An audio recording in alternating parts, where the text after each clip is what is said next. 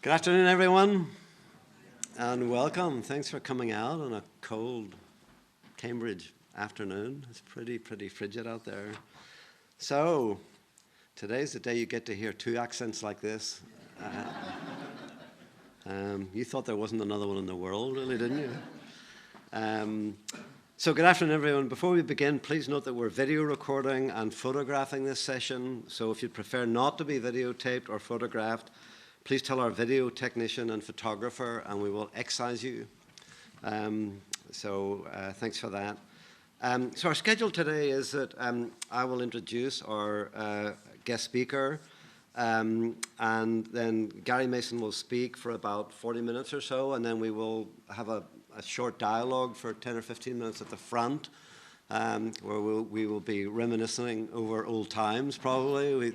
We both grew up in East Belfast during the Troubles, and as I found out today, we actually attended the same church for a while. Anyway, enough of that. We can reminisce later.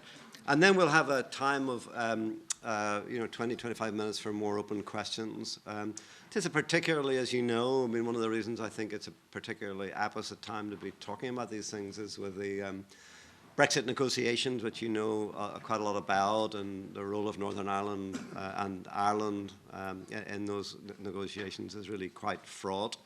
It is, as the Economist magazine put on its front cover, the mother of all messes.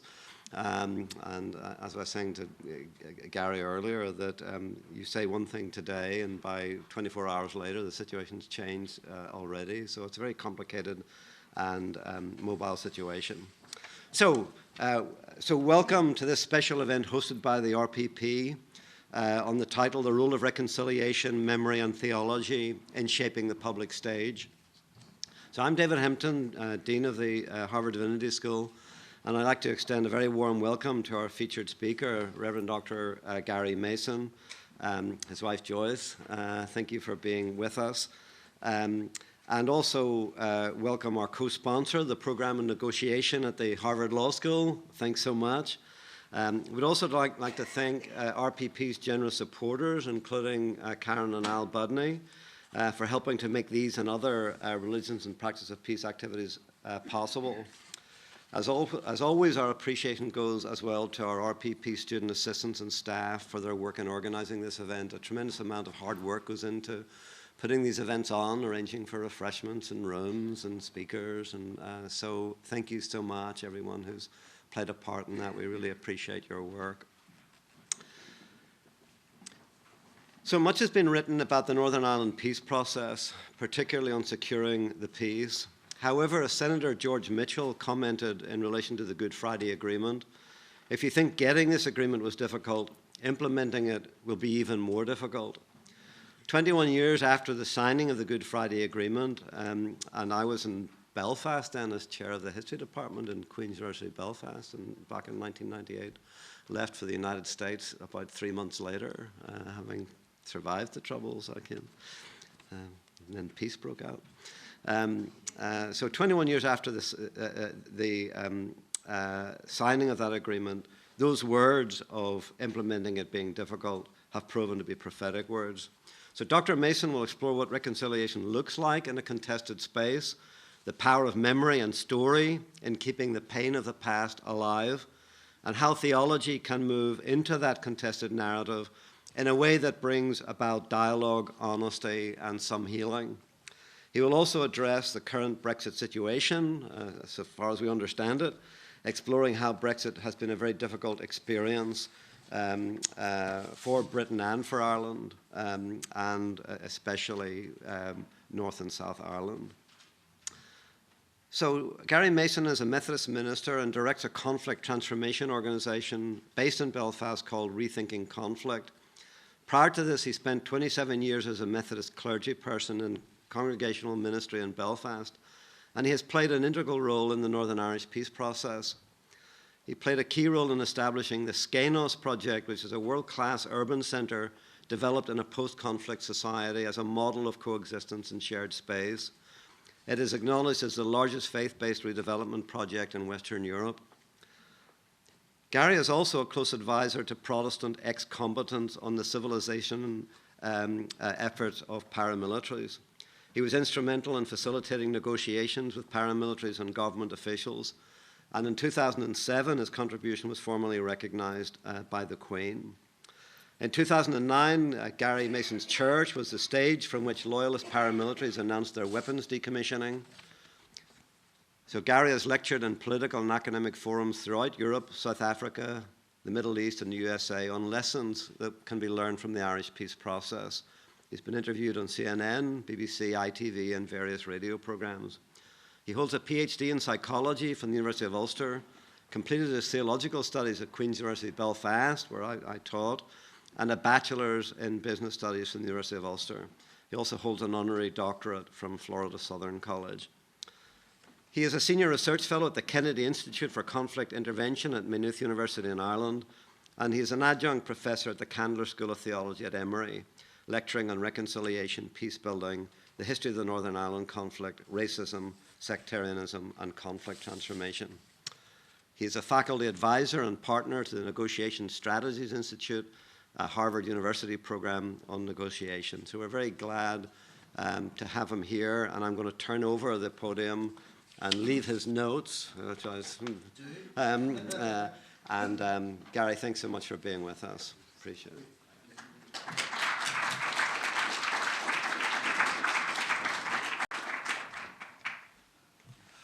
David, thank you so much for those words of welcome. And thank you for coming out, as David has said, on such a cold, cold day. I think, honestly, this is one of the coldest days I've ever experienced in my life. I was saying to some people that normally the Irish temperature is just pretty bland. It's kind of sort of 35, and if you're really lucky, 75, and there's no extremes. So for me, this is freezing. I left our little apartment yesterday, David, to leave down a few shirts to the dry cleaners. I thought I was going to die, and I said to the young woman, "Can you get me an Uber back to my apartment?" I just couldn't bear to walk 600 meters back. I felt it was so cold. So look, for a few moments, I want to try to tease out this whole concept of reconciliation memory. Also asking the question, is theology confined to the rarefied spaces of Harvard Divinity School or Queen's University or Candler School of Theology? Or can theology, which sometimes people think is a kind of fusty, musty, dusty discipline of another generation, actually spill into the public space and really make a difference? A South African professor in reconciliation once said, "Reconciliation is no cheap matter. It does not come about by simply papering over deep-seated differences. Reconciliation presupposes confrontation. Without that, we do not get reconciliation, but merely a temporary glossing over of differences. They suggest that the running sores of society cannot be healed with the use of a band-aid. So reconciliation presupposes, he suggests, an operation, a cutting to the very bone without anesthetic, because the infection is not just on the surface. The abscess of hate, mistrust and fear between black and white, nation and nation, has to be sliced open." As David mentioned, we're 21 years celebrating the Good Friday Agreement in a couple of months' time, April the 10th. And Northern Ireland statistics, I often allude to these at the beginning of many lectures. Northern Ireland, as many of you know, is a very, very tiny space. During the conflict, 1.5 million people. But over that 30-year period, we had 47,000 injuries, 36,000 shootings, 22,000 armed robberies, 30,000 plus went through our penal system, 16,000 bombings, and almost 4,000 deaths. If I was to extrapolate those figures and put them into the US context, so simply put, if the conflict that David and I grew up in as kids and young men had have taken place in the United States, it would have been 800,000 dead and 6.4 million political prisoners. So suffice to say today, when I'm back home on the island of Ireland, primarily the main thing I am dealing with is legacy. How do we deal with the past, with these painful memories, which I'll address in a few moments? I want to highlight, first of all, what I'm just simply calling the role of toxic and transforming theology. Way back in the early 1990s, the Irish Council of Churches, which was based on Elmwood Avenue, literally facing the university in which David spent so many years in, put together a working party on sectarianism. For 2 years, I was the youngest person on that. It was actually chaired, David, if you remember, by Mary McAleese, who went on to be President of Ireland on 2 occasions, and John Lament from Derry were the 2 co-chairs of that committee. But very soon, almost literally in the first couple of months of looking at the roots of sectarianism, we found ourselves pretty quickly back in the 16th and the 17th century. And we ended up playing about with these 3 doctrines here. The doctrine of one true church. And I guess most of us in the room are pretty familiar with that one. Our church is the only true church. And if you're outside my church, your chances of salvation are much diminished at best. Okay? Interestingly, the doctrine there that has no right is a lot less well known. It was developed by St. Augustine, really to justify the use of state coercion to suppress his heretical opponents. Simply put, if they are radically in error, they have no right to express or hold their beliefs. And for those of us in the Christian tradition who want to embrace honesty, we need to say categorically that has no right is the doctrine behind penal laws, inquisitions, forced conversions, and many similar ugly stains on Christian history. By providence, we mean very simply, I guess, that God is at work in the world, and the faithful, discerning Christian believer can discern God's will and purpose by reading the signs of the times.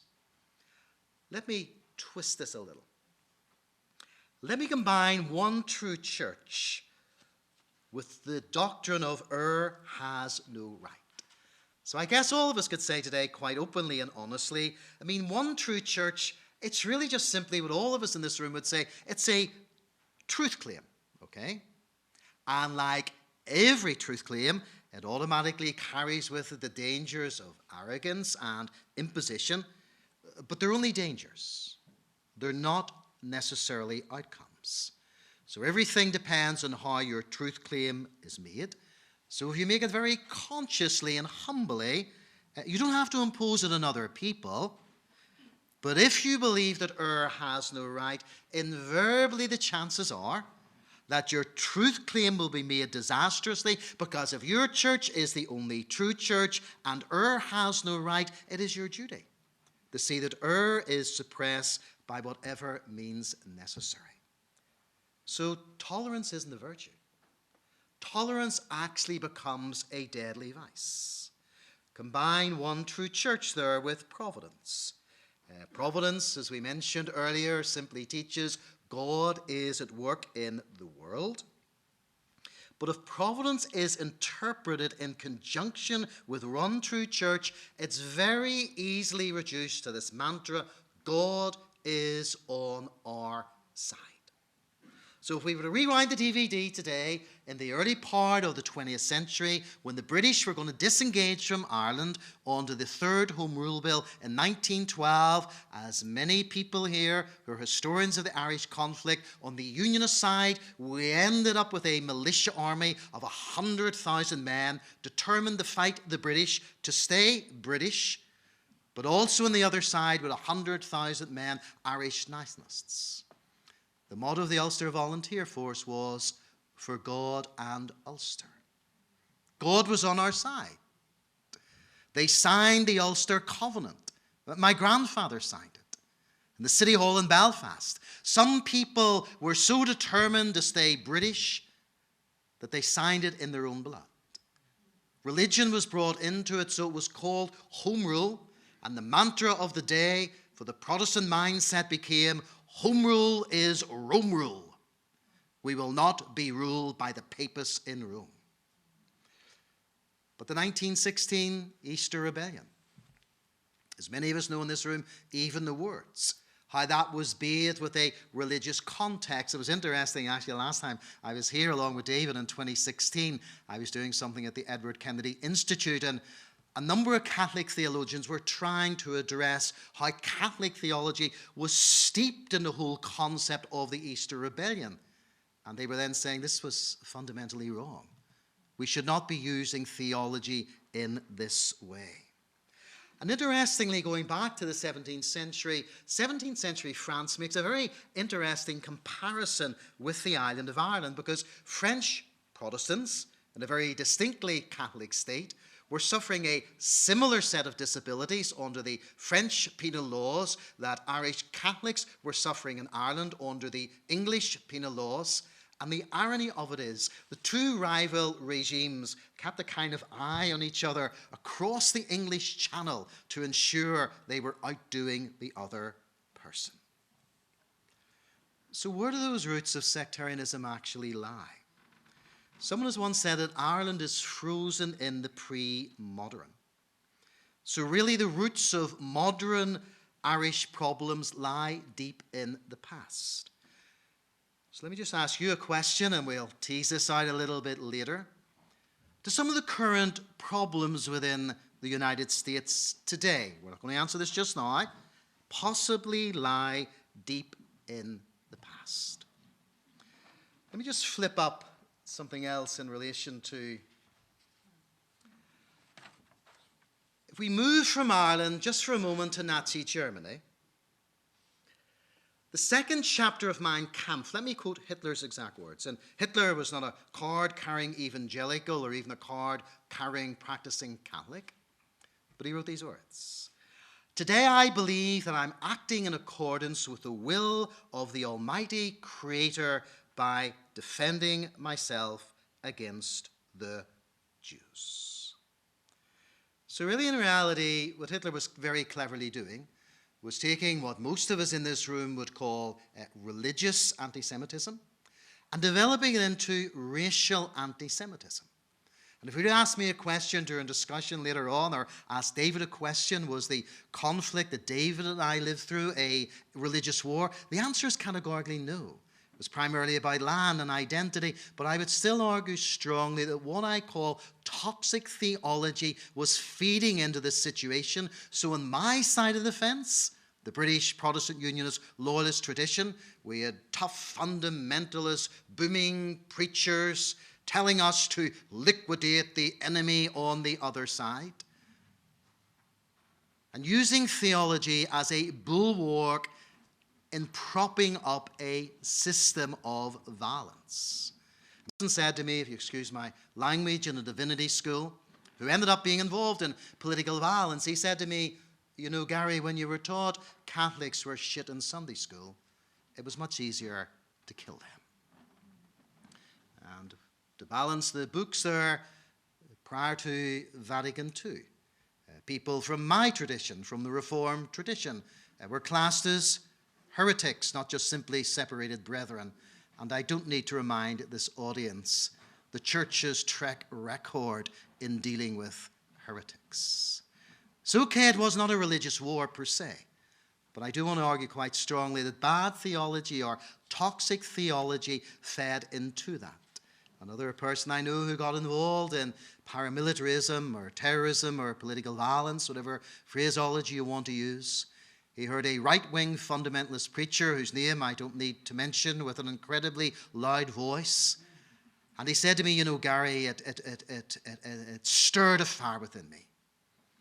We're saying, you know, Billy, it's not the fire of the Holy Spirit. It was the fire of rampant sectarianism.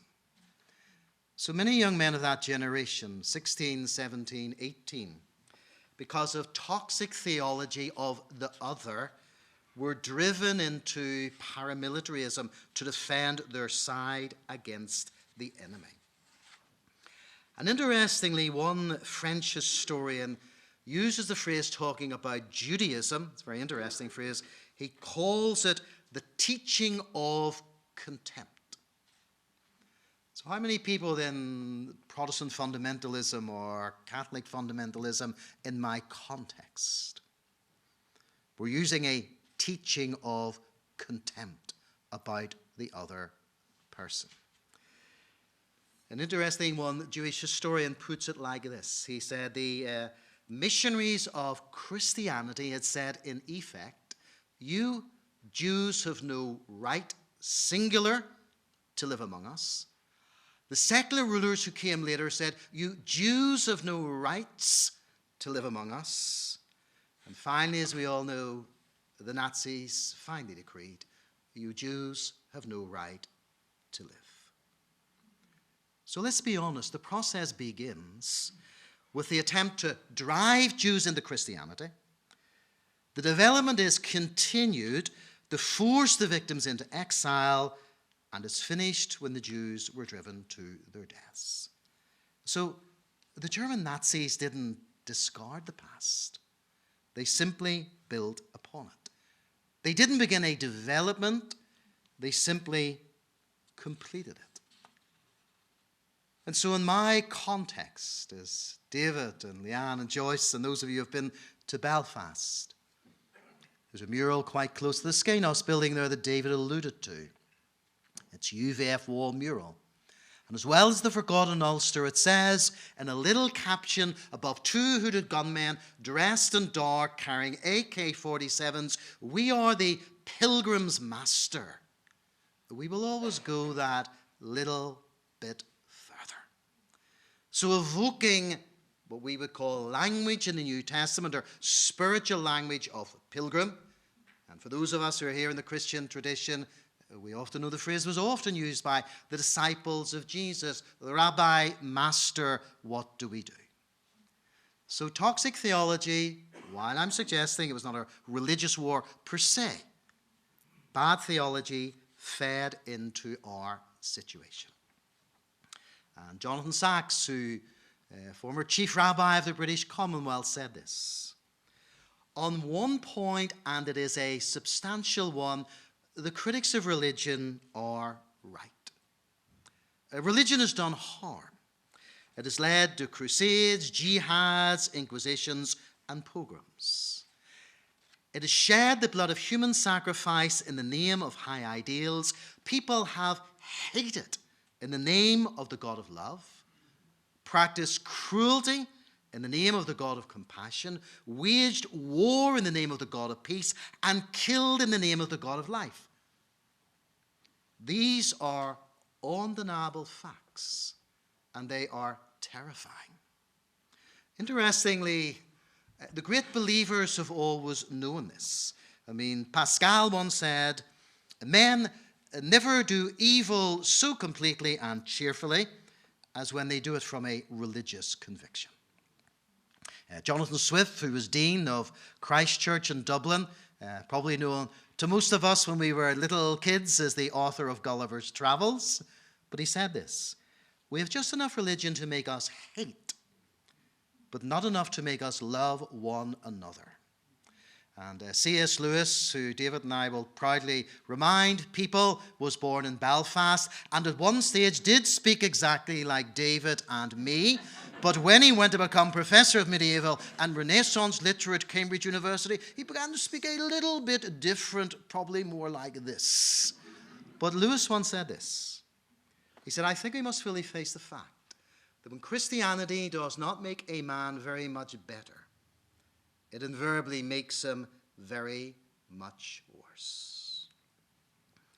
And that happens not because religion is religion, but because human beings are human beings, they're certainly not God. And Sacks comments this, he says, religion has power.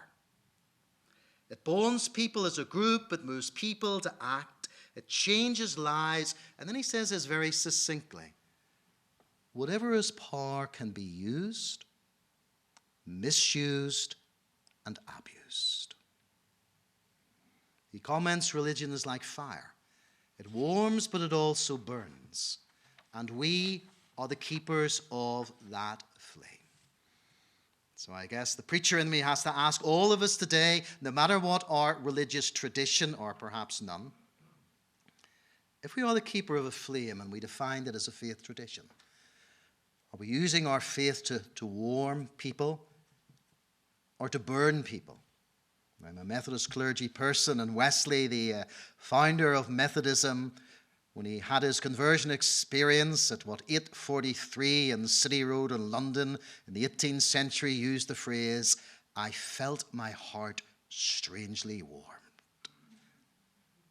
But how do we use our religion today in modern day America with your linguistic violence in the public space? How do we use our religion today within Europe, within the British Isles, with our linguistic violence around Brexit? So I think there are questions that both of us need to wrestle with. Let me highlight just for a moment racism and sectarianism. A professor there up in the Union Theological Seminary in Upper West Side there in Manhattan, a number of years ago wrote this little article, and he said this little phrase, and I just sort of pulled the line out where he said, "No one in the United States wants to deal with the legacy of slavery." I said, there's a really interesting S word. Let me tell you about mine. It's called sectarianism. And because many of our religious leaders did not have the courage to deal with the legacy of sectarianism, people like David and I, growing up as kids, were tossed into a bloody 30-year sectarian civil war. And I don't buy this. I often used to hear clergy, and I don't say this in any nasty, critical way, but people used to remind me, older clergy persons, when I was, going into ministry and saying, "Oh, Gary, in the 50s and 60s, our churches were filled." Go, "Oh, really?" Well, I had to kind of quite cynically ask the question, what were you doing? Stuffing yourselves with gospel blessings? Singing hymns, reading the organist, giving them points out of 10, or the preacher or the choir, when outside we had a rampant sectarian society? So I suppose I had asked the question, why was faith not spilling into the public space and making a difference? So I want to suggest that racism and sectarianism have been twin evils running through the history of humanity and the church. And to me, in reality, there are linkages between sectarianism and racism.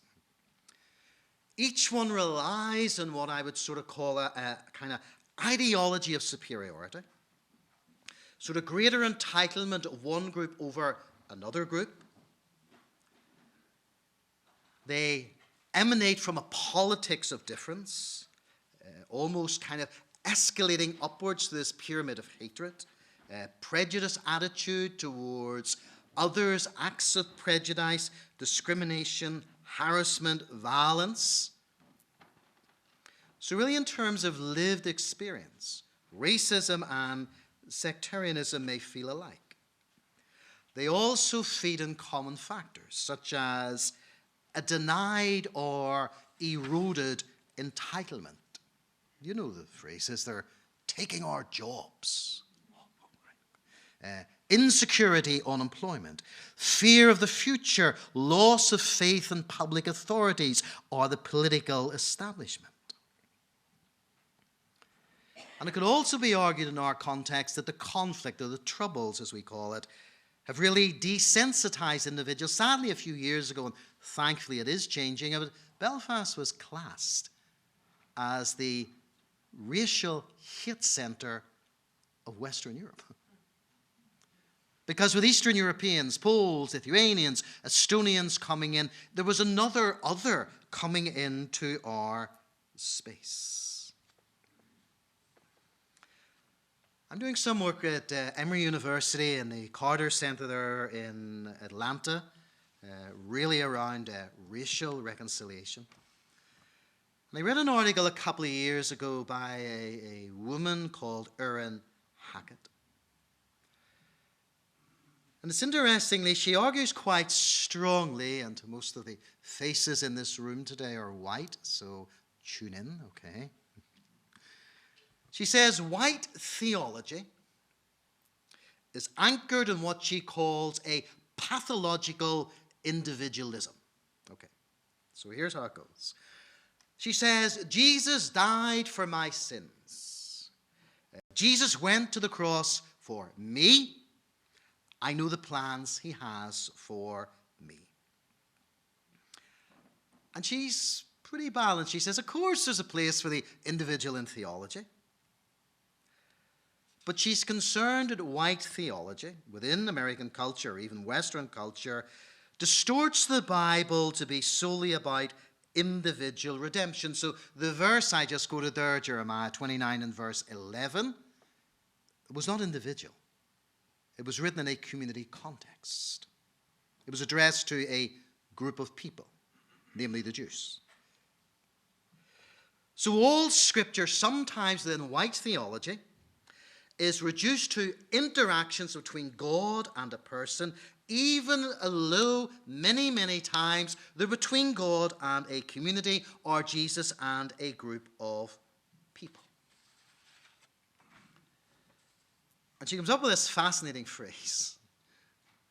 She says, I think white Christianity suffers from a bad case of what she calls Disney princess theology.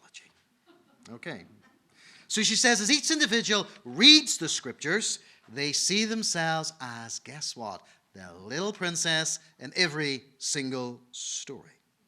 So we're always Peter, we're definitely never Judas. We're always the woman anointing Jesus' feet, we're never the Pharisees. We are the Jews escaping slavery, we are definitely never Egypt.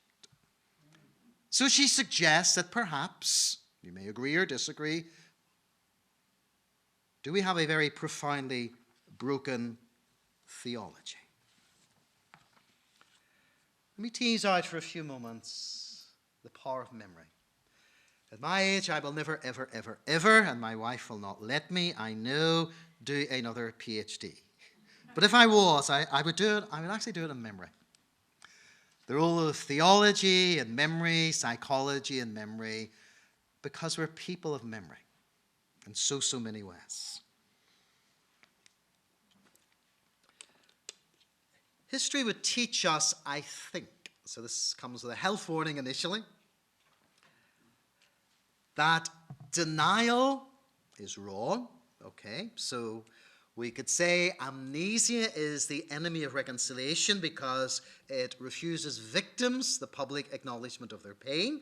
It invites offenders to take the path of denial. It deprives future generations of the opportunity to learn and understand from the past. But memory in many ways is a kind of two-edged sword. I mean, it undoubtedly, and I know this from personal experience, it does play a crucial role in making reconciliation sustainable.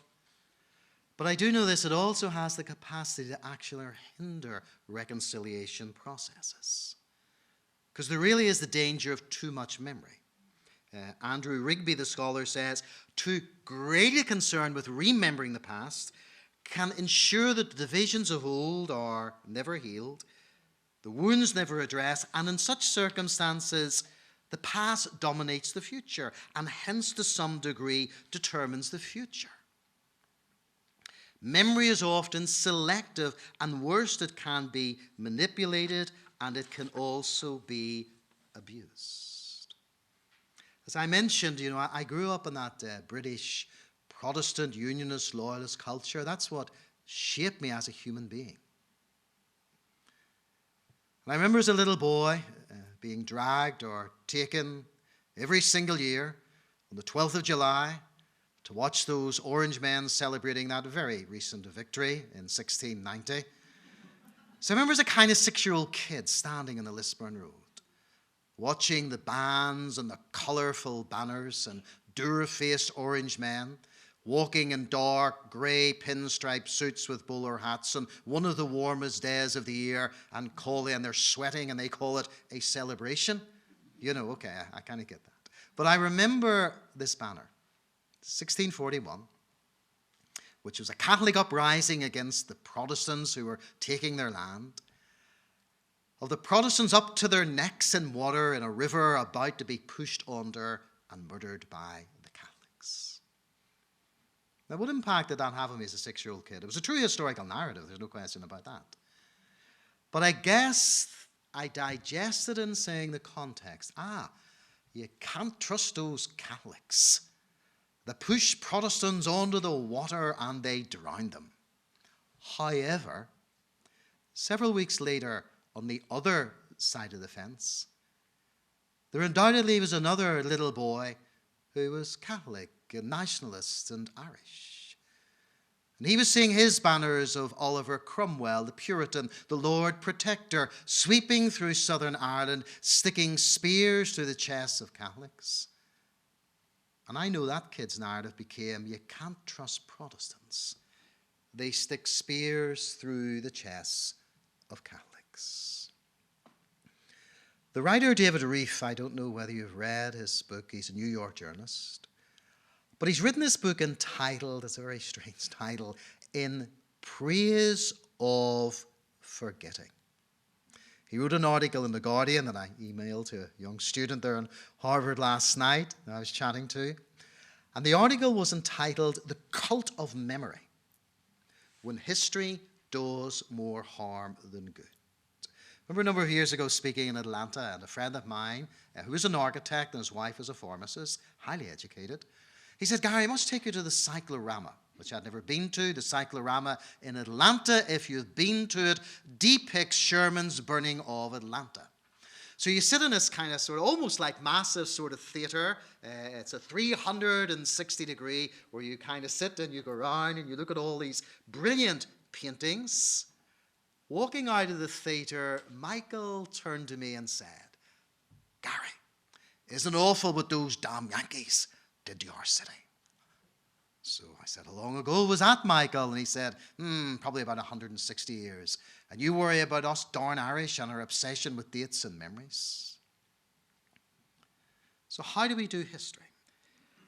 And so I guess in many ways it makes me talk about the question, should we actually minimize memory? And yet, as you look at the Bible and remembering, you look in Daniel 9, for example, where Daniel confesses the sins that happened in another location, in another generation, and yet he considered it important to include himself in that even though he wasn't alive. And Nehemiah is another classic example. So how do we deal with this concept of memory? George Santa Anna's dictum, David Irvine was the best known loyalist politician. He was a bomb maker who became a peacemaker.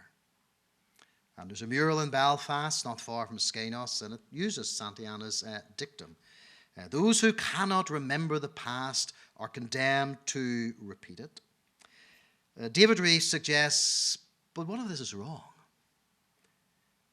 If not always, then maybe at least part of the time.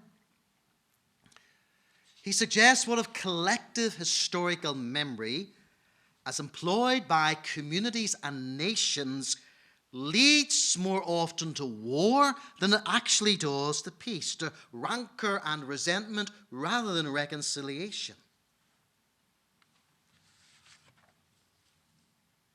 The book's a very honest read because he said, I am not suggesting easy solutions. I am not prescribing moral amnesia.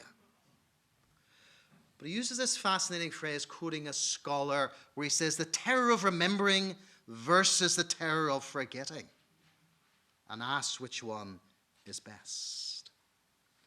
He tells a story that as a journalist in a room in the early 1990s with a group of nationalistic Serbs, he leaves the room, and as he leaves the room, some enthusiastic Serb runs out after him, shoves a piece of paper into his hand, he opens it, he looks at some date, be it the Battle of Kosovo or whatever, he doesn't know what it is, he's a New Yorker, he goes back in, he says, what is this? He says, you don't know? And remember, the Serbian nationalist says, take away the Battle of Kosovo, and you take away the soul of the Serbian nation. And I think most commentators would say today, that the breakup of Yugoslavia, a lot of it was evening old scores from the past. With some of those battles, the assassination, the murder, the genocide of 10,000 Bosnian Muslims, was remembering a battle, because the Serbs lost the Battle of Kosovo. It was revenge for something that happened in another generation. So the Bosnian War was fueled in so many ways. A slaughter fueled by collective memory. So I have a few minutes left. My wife is a very methodical timekeeper. When I'm gone, give me 2 minutes, okay? And then we'll cover this, okay? So,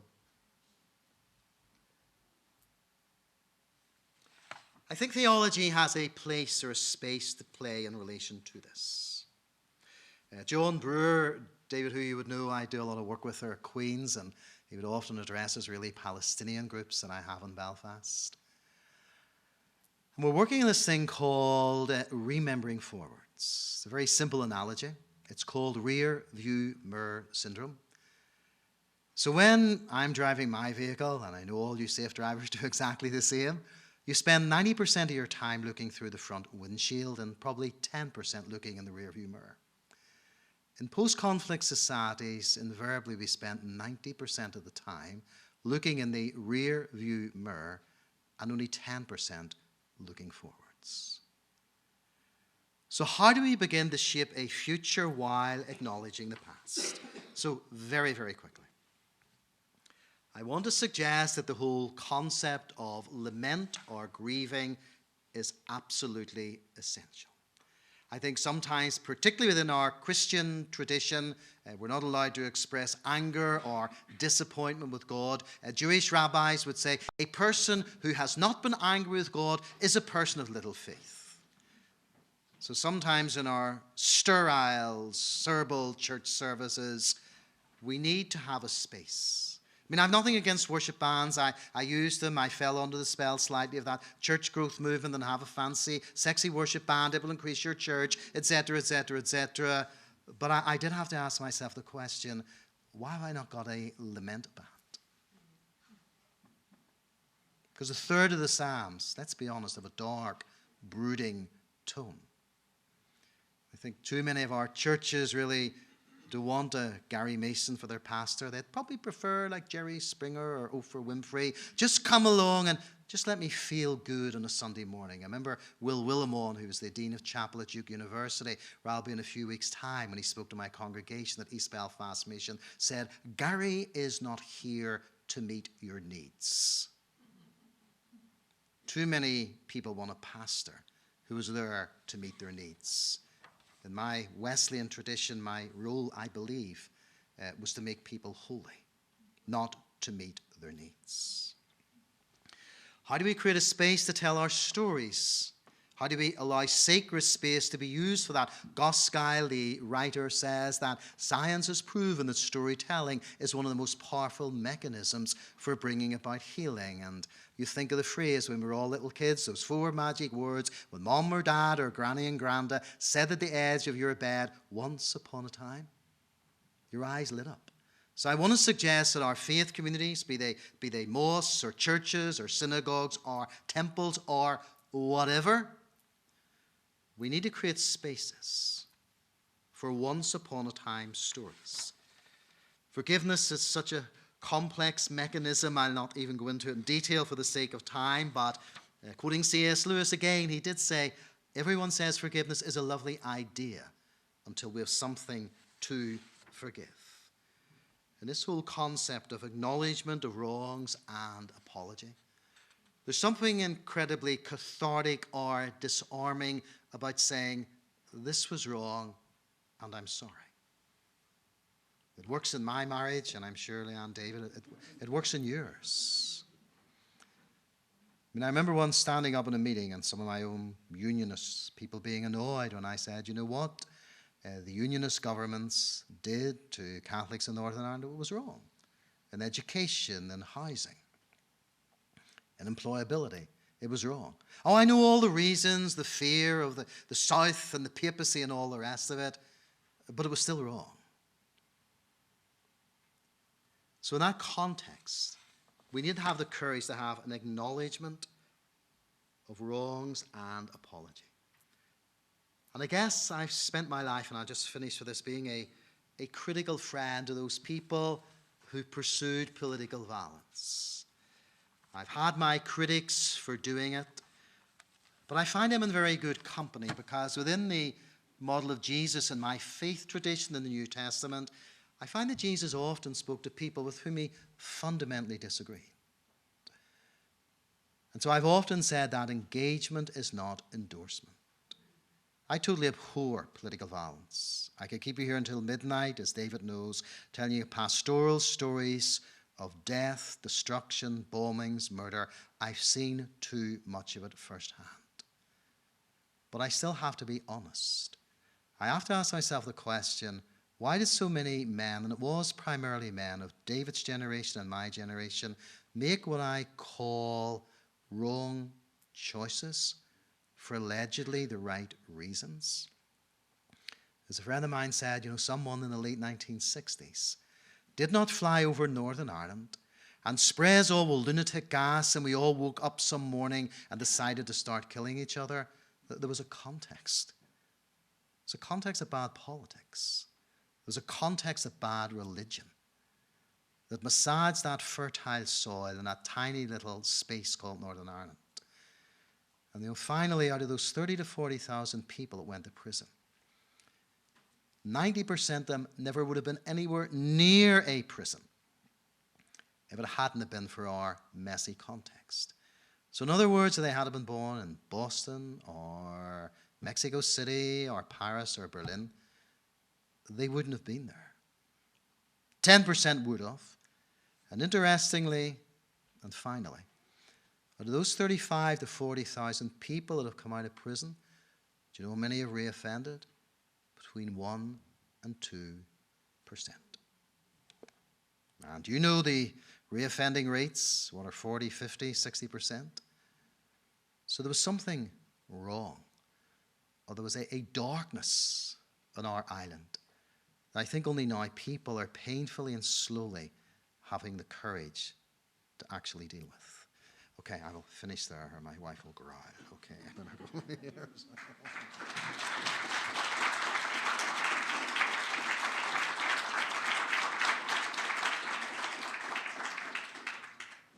Gary, thanks so much okay, for thanks, David. those very interesting and penetrating reflections around theology and memory. A few questions, maybe, rear view mirror and looking forward. I mean, from the 98 peace accord and, building on this Mitchell comment about how much more difficult reconciliation is, what have you seen that's encouraging, and what have you seen that's depressing in those 21 years in Northern Ireland in terms of reconciliation around the themes that you've been playing with today? Yeah.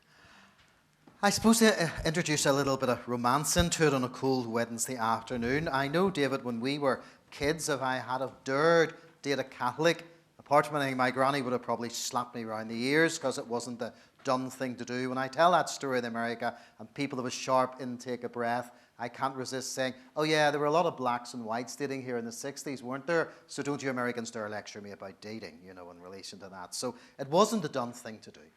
I mean, I know people, and you know David as well, and if people fell in love from working class backgrounds, they had to, as we say, clear off to England to continue their relationship. Beside my grandfather's grave, there are two young Protestant boys, aged 18 and 19, who were dating Catholic girls. The IRA murdered them, aged 18 and 19. So it is today, I think it's 20% plus the intermarriage between Catholics and Protestants. So I think in a sense, maybe the Beatles are right, maybe all you need is love, but I think that generation, because there's spaces now in the city of Belfast and many other places where people can actually meet and be together and humanize the other. Like when David and I were kids, as soon as darkness fell, Belfast city centre was absolutely a ghost town. I think looking at the whole reconciliation process, I've often looked at the whole model of AA, which I think is a brilliant model. I often say AA is a much more honest place than the church will ever be. Even after 31 years, 32 years actually, I'm ordained now. I do have to say sometimes I have found churches to be the most dishonest places on the planet. I just want a space where people can stand up and say, my name is Gary, I'm an alcoholic. Can you help me? The problem is sometimes churches believe in what I call amputation rather than reconciliation. When there's the problem, it's get the person as quick as possible out the door rather than actually dealing with what is happening there in case you ruin our testimony, whatever that actually means. So I think, David, the first thing is just that kind of openness and honesty. And to be honest about that, the people that primarily have led the way in that are the people who were involved in political violence. Lots of ex-prisoners groups in the inner city have spearheaded, and I guess in many ways because they know the cost of conflict sometimes in a way that other people don't. I think of Alan McBride, who all of us here would know from this sort of Irish contingent. I did Alan and Sharon's wedding in the late 1980s, co-officiated at that, and Alan's wife Sharon and her dad were murdered in a bomb, 23rd of October 1993. And Alan initially took out his venom primarily in Gerry Adams. So if Adams was in Boston, Alan was standing there with a placard protesting against the spokesperson for the IRA. He wrote Gerry Adams 9 letters in English, never responded. Wrote him the 10th one in Irish, and Adams did respond. But in what Adams actually did, he said, Alan, I understand your pain, but you need to understand Republicans have pain too, and no one is working harder than me for peace. 2 weeks later, the IRA blew up a car in Lurgan, killed the janitor, who just happened to be working in a police station, no security connection, and put his 3-year-old daughter in the back of the car on a life support machine. So Alan asked the question, is there a double think here? And it was only 2 years later when he was in Edinburgh with a former UVF and former IRA volunteer, where after a couple of pints, the IRA volunteer reached over, put his hand on Alan's knee and said, Alan, the Shankill bombing was wrong. No justification of Republican ideology or loyalist ideology. It was wrong. And that actually began a process in him that allowed him to begin to change, where he then began to ask the question, well, what made a 18-year-old kid plant a bomb in my father-in-law's fish shop that killed my wife and my father-in-law? So I often think there, David, I often say real change takes place in the context of a meaningful relationship. So a lot of my work back home is really, I suppose, very simply, it's creating listening circles for people to hear one another's story, one another's pain. I read a quote by Einstein this morning there on LinkedIn where he said, any person can know, but you need to understand. So I disagree with political violence, but I want to understand what possessed normal people, kids who are in my class in school, to make abnormal choices. And I think the way that comes about is through just that engagement and understanding. And I suppose as well, we'll get on to the Brexit thing eventually, but David was using the phrase there, the economist, the mother of all messes. I'm not a Star Wars fan, so I'm not offending you people that are, but someone said Brexit has created a disturbance in the force, in a sense. So like relationships between Britain and Ireland, up until 4 years ago, were at an all-time high for hundreds of years. Now they're at an all-time low. One of the main reasons is, as I mentioned earlier, because of what I call linguistic violence in the public space. That there's, the phrase I use, these kind of verbal hand grenades were flinging across the border at one another. So a lot of my work I do for the Irish government is bringing down unionists and loyalists to Maynooth University where people hear each other in the privacy of a quiet space and where people can ask questions and understand. So linguistic violence, well, you only need to look at your context here in the United States. It doesn't work. We need to encounter the human, we need to encounter the other. So you folk need to wrestle with this in your context as much as we do in ours. Thanks, Gary. So you raised Brexit. So you have, you're pretty close to the ground in Belfast. How dangerous do you think this moment is for the peace process and for reconciliation? And what do you think might happen? Which, of course, is $1 million question. Okay, yeah. I'm a firm Remainer, unashamedly. I think it's a disaster in more ways than one. And I suppose the complexity of speaking to some young undergraduates last night from the programme on negotiation and just saying to them, it wasn't even thought of when the Good Friday Agreement was put together, that in the future that the UK may disengage. So we could say it was a monumental mistake. I just don't know. Historians and political analysts will look at that in relation to the future. I don't think we'll go back to violence.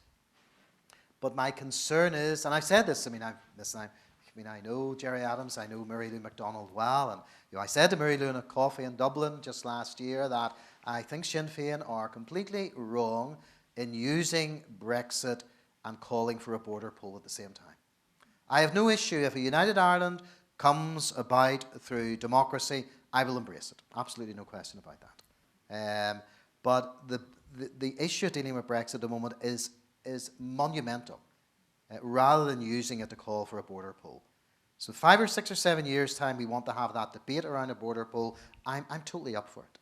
But I just think it's pure political opportunism, and I understand politics is about opportunism in that sense, but I do just think it's reckless.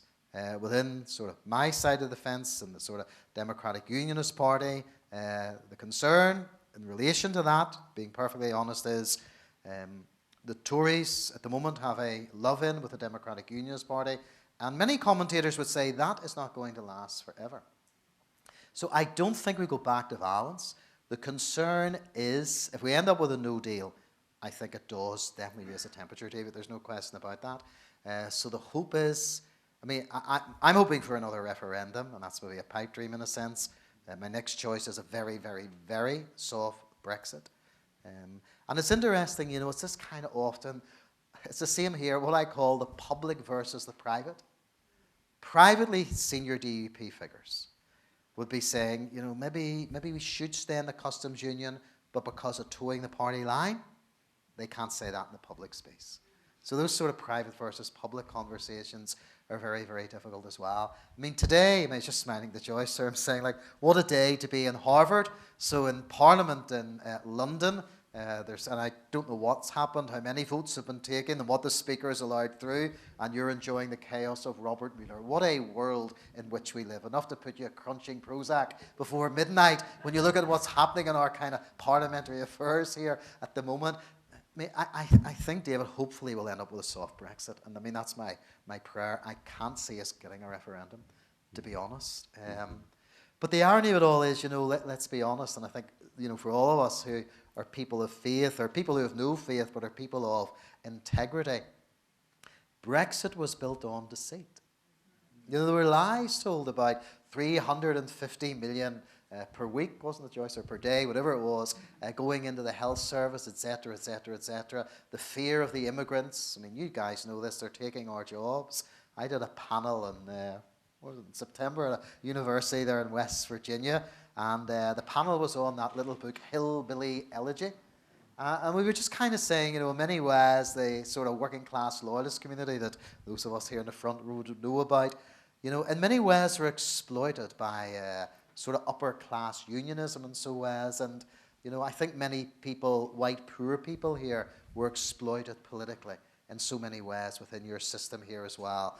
Promises being made that, as many of you people know in this room, just have not been delivered, in a sense. So I often say as well, looking at negotiation and deals, politicians assume that once the deal is done, societal healing automatically follows. And yet in reality, nothing could be further from the truth. Politicians, and we need politicians, and there may be some in the room, so bless you, but by and large, you're people of short-term vision. The most important thing in most politicians' lives is the next election. Be that Donald Trump, Theresa May, Jeremy Corbyn, Benjamin Netanyahu, you know, those are the most important things in their lives. And John Brewer, as you know, has developed this kind of political peace process versus the social peace process. So I want to say to all us people in this room here who are people of civic society, that one of the key things to our peace process was the role of civic society. So people like David as academics, people like myself as religious leaders, women's groups, NGOs, who played a role. So in other words, we really worked hard to hold our politicians accountable. We elect these darn people and we ignore them for 4 or 5 years. We need to hold our politicians accountable, and we need to create mechanisms to allow that to happen. So going back, and then I'll open it up for questions. So the peace agreement was really forged, by some external actors helping, and two main political parties that have virtually disappeared from view now: the SDLP and official unionists. So the parties now in the ascendancy in Northern Ireland: Democratic Unionist Party, Ian Paisley's old party, and Sinn Féin, which Gerry Adams was president of for a considerable period of time. And of course, there's no government now in Northern Ireland. That government broke down a couple of years ago, that power-sharing executive. Do you see any way that that government will be restored? Or do you think that the two current leading political parties and their supporters and their religious backers simply can't find a way of building a new kind of political arrangement? I mean, it's another way of asking the question of how dangerous the moment is. It's a great question. I know some of you younger people in this room may end up doing PhD theses on some of this. I mean, here's my analysis of it. The key to the Good Friday, I mean, there are three types of peace process. I often say, sort of like Sri Lanka, where you do get a peace process, you crush your enemy completely, the Tamil Tigers. So there's no peace deal officially, but you win. Second, South Africa, where you kind of get colonial regime change at the top, but economically, not a lot of difference at the bottom. So, I mean, high poverty rates still in townships, sexual violence against the LGBT community and women in townships at an all-time high.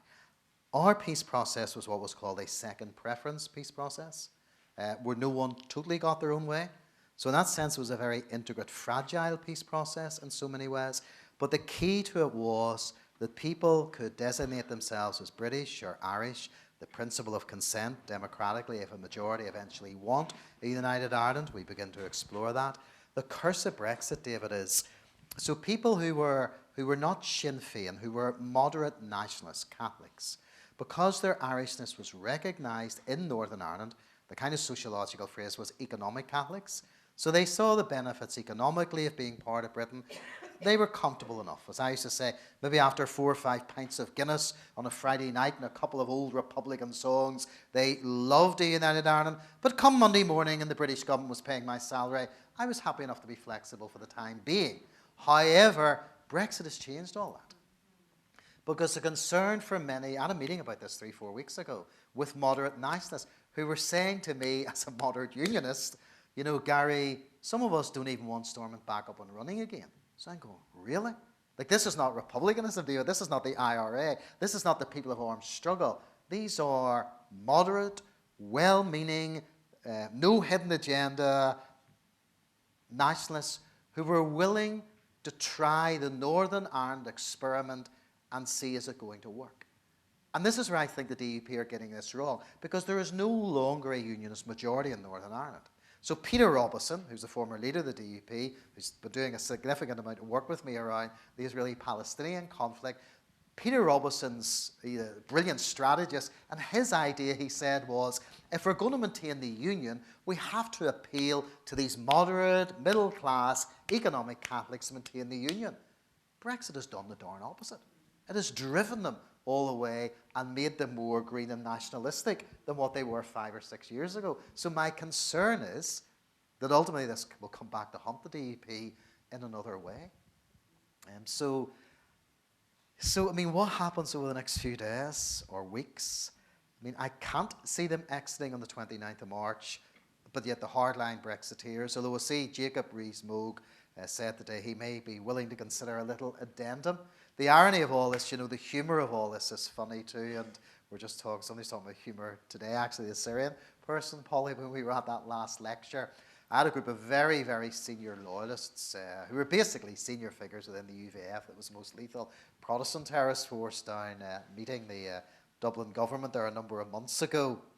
And here we have the DUP, who, as you know, was headed up by Ian Paisley, who was determined to convince us that the Pope was the Antichrist, etc., etc., etc. So Jacob Rees-Mogg is a devout Catholic, calls his children after former popes, and here we have the DUP in bed with Jacob Rees-Mogg, and I'm saying Paisley will probably be spinning in his grave, and that's the irony of the whole thing. Some of the alliances are just bizarre at the moment around Brexit. They are weird, to put it mildly, honestly.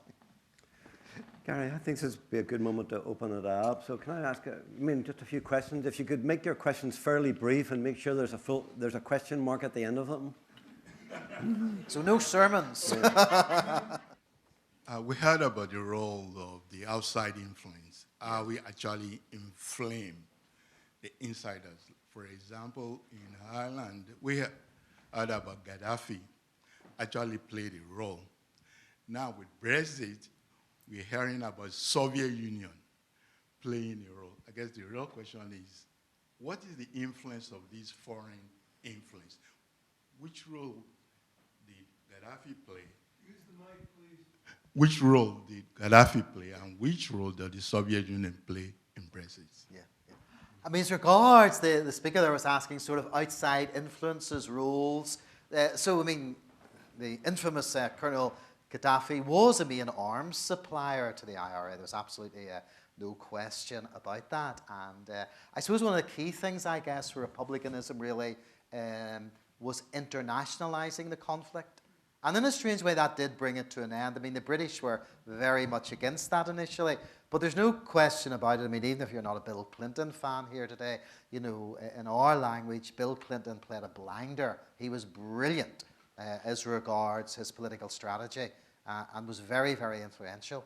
So there's no question about it that Clinton did play a very key role, particularly in the 90s, in bringing our conflict to an end, and did pour his heart and soul into it.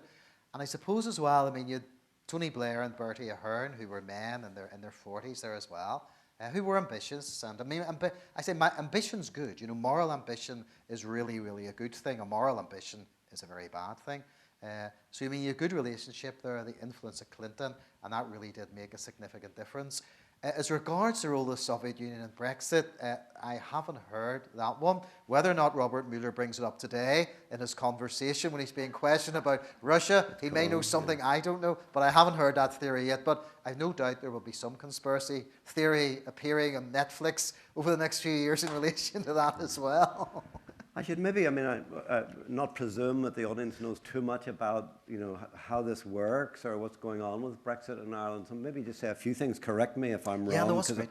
Because I haven't been living there for some time. But in the referendum that took place around the European Union, you know that 52% in overall voted to leave the European Union, 48% wanted to remain. In Northern Ireland, the majority voted to remain, around about 55, 56%, and a minority voted to leave. But the voting statistics are such, if you look at where the votes were coming from, most nationalists in Northern Ireland did vote to remain in the European Union because the border itself had become a pretty soft border, like a very soft border. If you travel from Belfast to Dublin, you do not know when you're crossing the border, whereas when we were in our early 20s, this was a heavily militarized border. And no one really wants to go back to that, militarized border, but no one's kind of figured out a solution. A hard Brexit would mean some sort of customs and control. A soft Brexit, creates some problems because it might involve the UK and Northern Ireland staying within the customs union, which would ease the border crossings, but makes the DUP very nervous because it really looks as if Northern Ireland might be treated as a special category, and the DUP are unionists first and other things after. So Brexit has created, is there to be a backstop or not a backstop? What role does the DUP play in this? What are their actual policies about this? No one really wants to go back to a hard border, but might a hard border come out of this? And if so, what would be the long-term consequences of that, which are really not very good? What impact will it have on the economy, north and south? And a lot of projections are that both the northern and southern Irish economies would suffer a great deal from a hard Brexit. So it's making a lot of the business community extremely nervous. And if you get something like a 5 or 6 or 7% drop in GDP, which some people are predicting, then you get all the economic, underpinning of a potentially dangerous situation. So that and the fact that there's no Northern Ireland government in existence at the moment, it folded 2 years ago because of a heating scandal, which we won't get into. It wasn't Brexit itself that caused that, but Brexit is exacerbating it. So all to say, this is an extremely complicated situation, and it doesn't really look very good. On the 29th of March, if there's no deal struck, as it stands, Britain will exit the European Union. And then something will have to be thought of for Northern Ireland and how that's to function within that new reality. So I'm sorry if that even mystifies you further, but it is important to realize that Brexit isn't just a problem for the European Union and UK democracy. It's a problem for the United Kingdom full stop, because a majority of Scots and a majority of people in Northern Ireland voted to remain. And a majority of people in England voted to leave, metropolitan London being the biggest centre of Remainers. So knowing something about that electoral geography is actually kind of important. So that's enough of a monologue. Any other questions, please? So my name is Julene. I'm curious if you could talk about any other theological elements that might be operating in a generative way, particularly from the Christian church in your context. Okay. And obviously, I know you talked about reconciliation. That's a huge one. Yes, and the last section of that paper, which was too long, as most preachers do end up with too long sermons, was more around the whole concept, really, of sort of theology and how it should be spilling into the public space. I mean, I think looking at the church there back home, I think pastorally during the conflict, they did a pretty good job. I think prophetically, they could have done better. So I think too many of us ended up really what I would call sort of chaplains to our own tribes. Because there was always a risk mechanism. It was David, when there was probably about 12 to 15 of us, of which I was the one and was the youngest, that really were involved in what you would sort of call hardcore conversations with those who were pursuing political terrorism, in a sense. And I suppose in many ways, during that, I guess, the people primarily were involved in violence were not necessarily regular church attenders. Some may have been. But I was always in those conversations, I guess, trying to create some moral framework and really being quite futuristic about it, in a sense. Saying, we can go on to kill each other for another 100 years, and that option is perfectly open to us. But are there possibilities or are there options that maybe, just maybe, to use John Hume's phrase, we can finally take the gum out of Irish politics? And John Hume is a very moderate nationalist Catholic, was the person who began the Hume Adams talks. But again, the venue for the Hume Adams talks were Clonard Monastery as well. So those talks, so I suppose the other question we ask ourselves, be it mosques, synagogues or churches, can we use sacred space to facilitate what we call back home uncomfortable conversations? And I think the answer must be yes. And I think in the American context, and I said this, suppose I was saying, is Harvard facilitating dialogue between Democrats and Republicans, or your church is doing that? So I just think that if politicians aren't going to step up and do this, so I'm asking academics, I'm asking faith leaders, we need, I think, be stepping into the gap in relation to that. And I suppose that Brexit initiative that I've sort of spearheaded for, I guess, 2.5, sort of 30 months now, was trying to create a space where people would actually hear each other. And in doing that, so for example, if I had key people sitting in front of the Dublin government, they were able to ask them face to face what the issues were, and then take the proper story back in relation to that. There's a phrase there in Jeremiah uses, moving from being prisoners of history to being prisoners of hope. So you're not kind of denying that sometimes we're all in some form of imprisonment. I would class myself now as British and Irish and European. I have a British and an Irish passport in a sense. So, I've had that journey from out of what was a very tight British unionist culture in a sense. But that was only through engagement with the other. Again, just David's point there as well, just that he was mentioning, if we were having this conversation 3 years ago, the main issue we would have been talking about would have been dealing with the legacy of the past. And I was with a very senior IRA figure who I'm very, very close to and do a lot of work with just prior to Christmas in the City Hall. So we're now dealing with the past, Brexit, LGBT, the heating scandal, the Irish language. So there's a lot of fault lines, really, as David has said, running through, a bit like the Sant Andreas fault, running through Irish society at the moment. But I do think, going back to the whole theology concept, that there have been a number of key initiatives. When I use the word evangelical, I don't use it in the American context, because evangelicalism here is fundamentalism. It's most certainly not. It's not the evangelicalism of John Wesley and the Warmed Heart, in a sense. But a number of sort of modern evangelicals I was involved with the 80s, and David would know, and an initiative called Econi, which was Evangelical Contribution in Northern Ireland.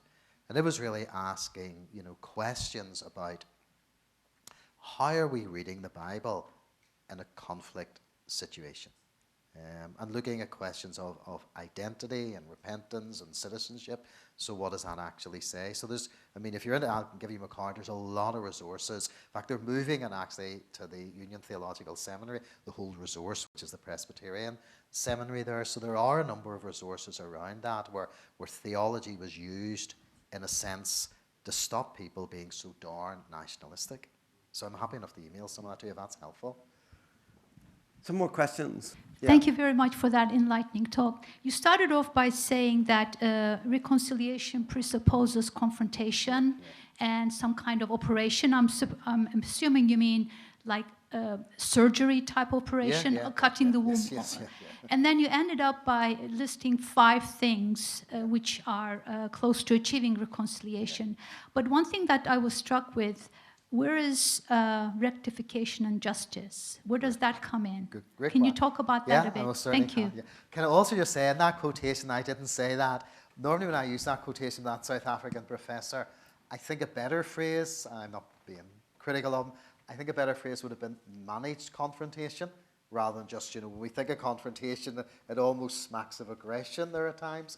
The justice question, our biggest issue around this legacy of the past. So, Good Friday Agreement, very, very, very quickly. So, it was release of prisoners, reform of the RUC, and decommissioning of terrorists or paramilitary weapons. There was nothing in it in relation to dealing with the past.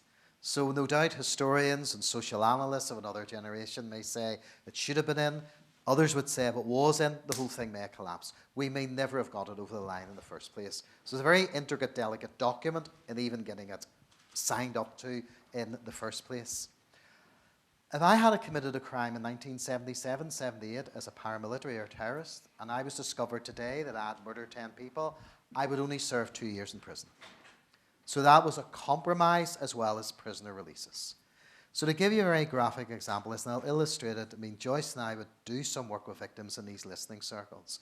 There are many people today who lost loved ones in the 1970s who simply want what you and I would define as penal justice. I don't care, Gary, if they only serve 2 years in prison, that's what I want. They murdered my brother, sister, grandfather, whatever. And I remember being in Enniskillen not so long ago with Joyce, and a lady saying, I wake up every single day, I want the person in the IRA who murdered my aunt and uncle to serve 2 years. I understand that. But I think pastorally, in talking to this person, who's a woman, I'm guessing, late 60s now, I tried to widen the circle. So I said to her, Greta, I too would probably like them to go to prison. However, the people that committed this atrocity, first of all, may be dead. Secondly, in the 1970s, forensic science was not what it is today.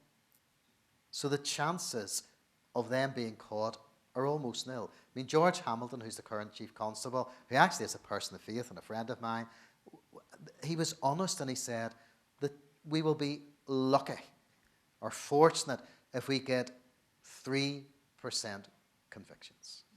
So really, I suppose, if you want to put this person's life, this lady's life, psychologically or theologically, you want to analyse her, she's living in denial. Which people do when they're in grief. Now, 30 years later seems a long time, but she still is living in denial in that sense. So you're putting in her kind of, William Worden or Elizabeth Kubler-Ross model. She hasn't moved through the various stages to ultimately find healing there in relation to that. So I think it's my role as a pastoral person to gently widen that equation and try to make her, or confront her gently with some form of honesty. So I asked her, Greta, is there something else that could bring about healing? So in dealing with the past, another mechanism that's in this under the Stormont House Agreement, which is another agreement out of the scores of agreements we've had since the Good Friday Agreement, that allows for what they call, it's an Information and Retrieval Commission. So in other words, the paramilitary or terrorist groupings take ownership of what they did, provide information to the family, why was your brother shot, murdered, or injured, or whatever, and tries to create some space around that. Interestingly, many, many victims groups have said, look, we cope with the release of prisoners. I don't want somebody getting back into jail for 2 years for murdering my brother, but I really want to know why they did it, because that would bring me closure in a sense. So in many ways, the victims groups have been the unsung heroes too. In many, many ways, have shown remarkable fortitude. And I mean, the other thing as well, Dave, I've often wrestled with this, and the one thing I don't understand, and I say this as a human being with emotions probably of revenge, like every other human being from time to time in the room, I really don't know why we haven't had more revenge killings. Because Northern Ireland's such a small space. I mean, I could probably list, and I can't do it for intelligence reasons, people that did murders, because people know, through different sources. So, this is not Texas going up to, to Massachusetts. The person that killed my brother's sister lives 3 streets away from me. So in some strange way, and maybe in a spiritual way or a theological way, there has been some faith restraint or moral framework that has stopped just somebody saying, I'm going to watch where they're going and I'm going to kill them. That really, honestly, in my context, it's really, it's been a blessing that, and not being over spiritual about that there hasn't been more sort of evening the score, so to speak, in so many ways, But yeah, I mean, it's a great question. It's something we're going to wrestle with for a while, to put it mildly. There's one other question there. I know you guys have much time as well. Thanks. Yeah, one more question. You've got the last word. Better be good. No pressure here. Turnaround is full. Is it religion or is it these religions? Is it theology or revealed theology? Okay. Yeah. Keep it simple. I mean, look, there is no question about it. I mean, I think it was James Denny, who's a theologian of another generation, David, once said, human nature loves a monopoly. We're all too ready to unchurch or unchristianize others. So I think in many ways, while it was never a religious war, as I underlined earlier on, so we were not, this was not 16th, 17th Reformation, counter-Reformation stuff, but there's no doubt there was a demonization of the other. So, I mean, the quote, 2 things are just to say that. The quote the Jewish theologian Abraham Joshua Herschel, who, as you know, walked with Martin Luther King Jr., he said 2 things. He said, dehumanization precedes genocide. So if you dehumanize a person theologically, sociologically, psychologically, it's really much easier to kill them. So it is. But the other phrase he used, which is a haunting phrase for all of us, he said it was words, not machines, that created Auschwitz. Okay? It was words, not machines, that created Auschwitz. So final thought for the day or sermon as I finish. For all of us, we need to be really, really careful, particularly people of religious faith, how we speak. And particularly how we speak in the public space. You know, going back to what Jonathan Sachs was saying, you can use or you can abuse religion, and we just need to be so, so careful. So I want to be a person that speaks words of healing into the public space, words of reconciliation, words that can redirect and make a difference in people's lives. And I just think it's so important that we're able to do that. So look, we'll finish there, and thank you for coming out, as David says, on a freezing day.